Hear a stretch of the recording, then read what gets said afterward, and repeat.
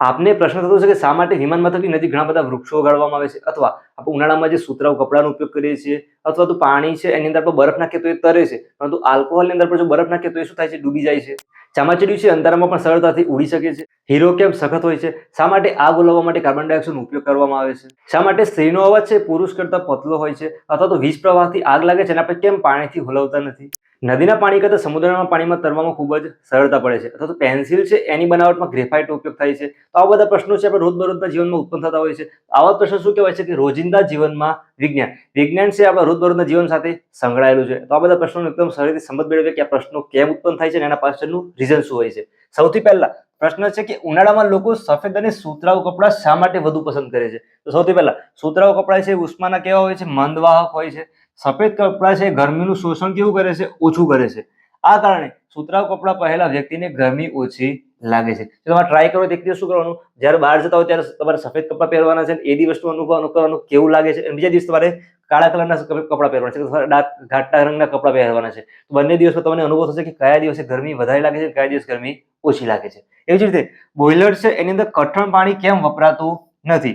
તો કઠણ પાણી છે ગરમ પાણી, એને ગરમ કરી એટલે શું થાય? ક્ષારોની પોપડીઓ બાજે છે. આ પોપડીઓ શું કરે? ઉષ્માની મનવાહકતા હોવાથી પાણીને શું કરશે? ઉકળવા માટે વધુ બળતણ વપરાય છે. વળી આ જે પોપડીઓ છે એનું આવરણ છે એ કેવું બનશે? સમાન ન હોવાથી બોઇલર શું થાય? ફાટવાનો ભય રહે છે. ક્ષાર કહેવાય છે, એનાથી શું કરશે? પોપડી બનશે, પછી એ શું કરશે? બોઇલરને ફાટવાનો ભય વધી જાય છે. આગળ બીજો ક્વેશ્ચન જોઈએ. બરફ છે એ પાણીમાં તરે છે, જ્યારે એને આલ્કોહોલમાં નાખે તો શું થાય છે? એ ડૂબી જાય છે. જો બરફની વિશેષ ઘનતા એ પાણીની વિશેષ ઘનતા કરતા કેવી છે? ઓછી છે, અને આલ્કોહોલની વિશેષ ઘનતા કરતા વધારે છે. એટલા માટે જે બરફ છે એ શું કરે છે? પાણીમાં તરે છે, અને આલ્કોહોલમાં નાખે તો શું થાય છે? ડૂબી જાય છે. શું ભાગ ભજવે છે? તો એની જે વિશિષ્ટ ઘનતા હોય ભાગ ભજવે છે. આગળ ભારે વાહનોના ટાયર છે પહોળા શા માટે હોય છે? તો જો દબાણ એ બળના સમપ્રમાણ અને ક્ષેત્રફળના વ્યસ્ત પ્રમાણમાં હોય છે. ભારે વાહન હોય તો એનું દબાણમાં કેવું હશે? વધારે છે. એટલા માટે દબાણ છે કેવું હોય? બળના સમપ્રમાણ અને ક્ષેત્રફળના વ્યસ્ત પ્રમાણમાં. જેટલું ક્ષેત્રફળ વધશે એટલું દબાણ કેવું લાગશે? ઓછું લાગશે. એટલા માટે. આગળ બીજો પ્રશ્ન જોઈએ. થર્મોમીટરમાં પારો શા માટે ભરવામાં આવે છે? તો પારો છે એ ઉષ્માનો કેવો છે? સુવાહક છે. આથી તાપમાન વધે એમ પારાના કદમાં શું થાય? વધારો થાય છે. તેમજ તેનું પ્રસરણ અને સંકોચન નિયમિત છે. આ પારો છે અપારદર્શક કાચની નળીમાં સહેલાઈથી આપણે થર્મોમીટર જોઈએ છીએ એની અંદર પારો દેખાય છે. જેમ જેમ ટેમ્પરેચર વધશે એમ એનું પારાનું જે પ્રમાણ છે ધીમે ધીમે કેવું થશે? ઉપર જતું જશે. અને આપણે જેવું પછી પદાર્થમાંથી તો આપણે મોઢામાં જીભમાં મૂક્યું હોય પછી બહાર લાવી દઈએ, જેમ જેમ શું થશે? એનું ટેમ્પરેચર ધીમે ધીમે નીચું આવતું, જેટલું લેવલ હશે ત્યાં સુધી આવી જશે. એટલા માટે જે થર્મોમીટર છે એમાં શું વાપરવામાં આવે છે? પારો ભરવામાં આવે છે. આગળ જોઈએ કે વીજ પ્રવાહને લીધે લાગેલી આગ. વીજ પ્રવાહ એટલે કે ઇલેક્ટ્રિક ઉપકરણ છે એના લીધે જે આગ લાગે છે એને ઓલાવવા માટે આપણે પાણીનો ઉપયોગ કરવો નહીં. કેમ? તો પાણી છે તેમાં રહેલી અશુદ્ધિઓને કારણે વિદ્યુતને શું કરે? પસાર થવા દેશે. મતલબ કે વિદ્યુતનું પાણી કેવું કહેવાય? સુવાહક કહેવાય છે. તેથી આગ પ્રસરી શકે છે. આગળ જોઈએ, પેટ્રોલિયમને કાળું સોનું શા માટે કહેવાય છે? તો પેટ્રોલિયમ છે એના વિભાગીય નિસર્જન દ્વારા અલગ અલગ બળતણ મળે છે. શું આગળ વિભાગીય નિસ્યંદન આવશે? પેટ્રોલિયમ છે એ કાળા રંગનું અર્ધ પ્રવાહી છે, એટલા માટે શું કહેવાય? બીજું કાળું સોનું કહેવામાં આવે છે. આગળ જોઈએ, વાતાવરણનું પ્રચંડ દબાણ લાગવા છતાં આપણે કેમ દબાઈ જતા નથી? જો દબાણ છે આપણે આજુબાજુ પણ દબાણ લાગતું જ હોય છે, પરંતુ જો સજીવ કોષોમાં રહેલું પ્રવાહી કોષોની દિવાલ પર દબાણ કરે છે. આપણા જે શરીરના કોષ છે એના અંદરથી પણ આપણે બહારની તરફ દબાણ હોય છે, અને આ દબાણ શું કરશે? એ વાતાવરણનું જે દબાણ લાગશે એના જેટલું જ હોય છે. એટલે જો આ બોડી છે અને અંદરથી જે દબાણ હોય અને બોડીની જે બહારથી હવાનું દબાણ હોય બંને કેવું છે? સેમ. એટલા માટે આપણે દબાઈ જતા નથી. બીજું છે, ઉનાળામાં ક્યારેય સાયકલની ટ્યુબ ફાટી જાય છે? તો જો ઉનાળામાં જે ઊંચા તાપમાનને કારણે શું થાય? સાયકલની ટ્યુબમાં જે હવા હોય એનું પ્રસરણ કેવું થાય? વધારે થાય. આ પ્રસરણ પામેલી હવાને ટ્યુબમાં જગ્યા મળશે નહીં, એના માટે ટ્યુબ શું થાય? ફાટી જાય. હવે પેન્સિલની અણી બનાવવા ગ્રેફાઇટનો ઉપયોગ શા માટે થાય છે? જો ગ્રેફાઇટના નરમ ગુણધર્મને કારણે તેને કાગળ પર ઘસી હવે જે આમ જો લખીએ છીએ એટલે લીસોટો એટલે આપણે લીટો પડે છે, તો લીસોટો પાડી શકાતો હોવાથી પેન્સિલની અણી બનાવવા માટે એ વપરાય છે. ગ્રેફાઇટ એ કેવું છે? એનો નરમ ગુણધર્મ છે.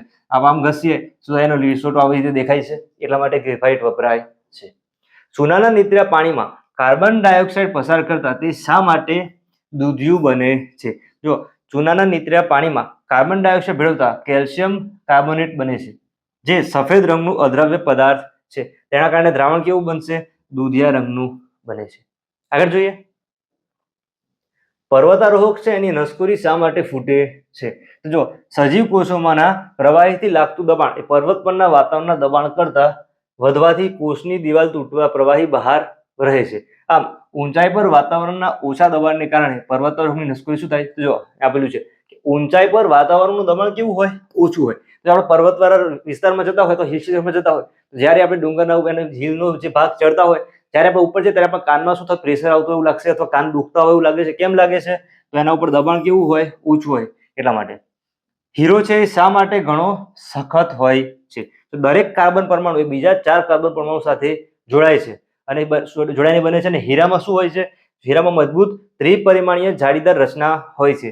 આ જે ત્રિપરિમાણીય જાળીદાર રચનાથી હીરામાં સખતાઈનો ગુણ આવે છે. તો એની રચના છે એના લીધે એનો ગુણ કેવો છે? એનો સખત હોય છે.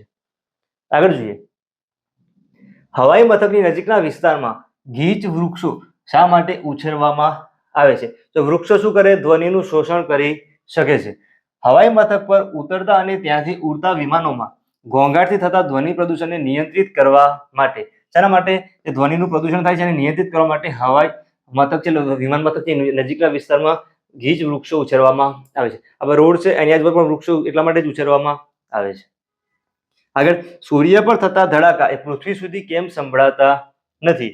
તો શૂન્યાવકાશમાં ધ્વનિનું પ્રસરણ થઈ શકતું નથી. પૃથ્વીની સપાટીથી અમુક ઊંચાઈ પછી સૂર્ય સુધી શૂન્યાવકાશ છે, તેથી સૂર્ય પરના ધડાકાનો અવાજ આપણે પૃથ્વી સુધી પહોંચી શકતો નથી. હવે પૃથ્વીથી થોડા ઉપર જઈએ પછી શું આવી જાય? શૂન્યાવકાશ. શૂન્યાવકાશમાં ધ્વનિનું પ્રસરણ થઈ શકતું, ધ્વનિ એટલે કે અવાજનું પ્રસરણ થઈ શકતું નથી એટલા માટે. આગળ જોઈએ, વાહનમાં બહિર્ગોળ અરીસાનો ઉપયોગ શા માટે થાય છે? તો પહેલા તો બહિર્ગોળ અરીસામાં મળતું પ્રતિબિંબ એ કેવું હોય? આભાસી, ચત્તું અને નાનું હોય છે. વળી પ્રતિબિંબ કેન્દ્ર લંબાઈ કરતા ઓછા અંતરે મળતું હોવાથી સ્પષ્ટ રીતે જોઈ શકાય છે. આથી વાહન ચાલક બહિર્ગોળ અરીસા વડે પાછળ આવી રહેલા વાહનોથી વાકેફ રહી શકે છે. મતલબ કે જો સાઈડ જે મિરર હોય છે, મિરરની સાઈઝ નાની હોય તો પાછળથી બસ આવે, ટ્રક આવે, ગાડી આવે, એની સાઈઝ કરતા મિરર કેવું છે? બહુ જ નાનું. તો મિરરનું કામ શું? પ્રતિબિંબ છે એનો આભાસ કરી ચત્તું અને નાનું બનાવે. એકદમ આપણે નાનાની અંદર આવી રીતે બસ જોઈ શકીએ.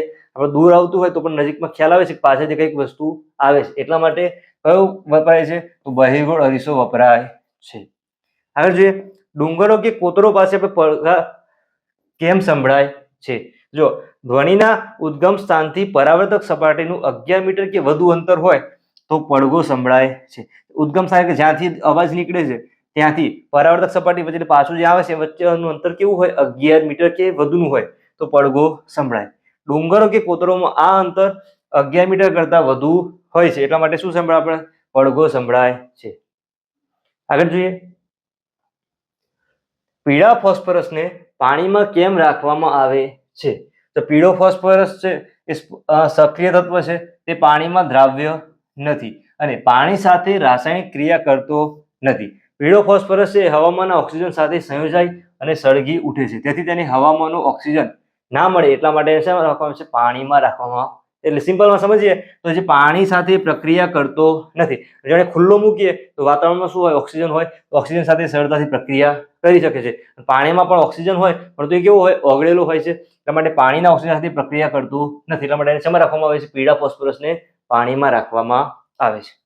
નદીના પાણી કરતા સમુદ્રના પાણીમાં તરવું સહેલું કઈ રીતે બને છે? જો સમુદ્રના પાણીની ઘનતા એ નદીના પાણીની ઘનતા કરતા કેવી હોય છે? વધુ હોય છે. એટલા માટે આની અંદર આપણે તરવું હોય તો એકદમ સરળ તરી શકીએ છીએ.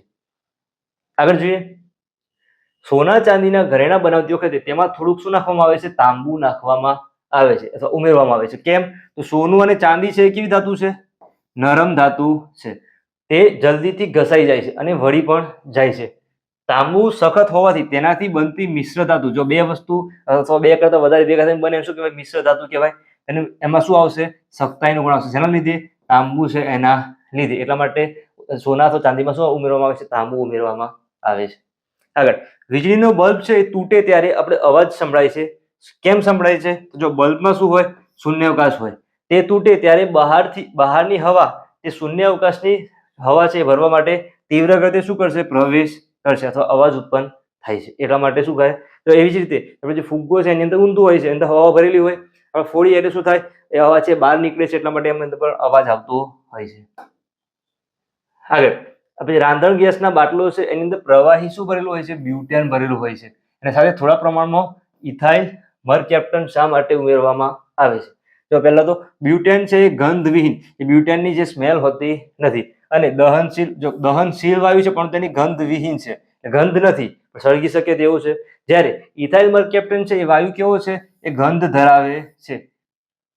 આથી બ્યુટેનમાં થોડા પ્રમાણમાં ઇથાઇલ મરકેપ્ટન ઉમેરવાથી ગેસ લીક થતા ઇથાઇલ મરકેપ્ટનની ગંધને કારણે તેની તરત આપણને જાણ થઈ શકે છે અને અકસ્માત ટાળી શકીએ છીએ. વિચારો ખાલી આપણે આવી રીતે ઇથાઇલ મરકેપ્ટન અહીં આપેલો છે એ ના હોય, ખાલી બ્યુટેન એટલો ભરેલો છે અને ગેસ લીક થાય છે તો આપણને ખબર પડશે ને કે ગેસ લીક થાય છે અને શું થાય, એનાથી અકસ્માત થવાનો ચાન્સ રહે છે. પરંતુ જો એની અંદર ઇથાઇલ મરકેપ્ટન ભરેલો હશે તો થશે શું, એની સ્મેલના લીધે આપણને ખ્યાલ આવી જશે કે શું થાય છે, ગેસ લીક થાય છે, અને આપણે એ શું કરીએ, આપણે અકસ્માત છે આપણે ટાળી શકીશું.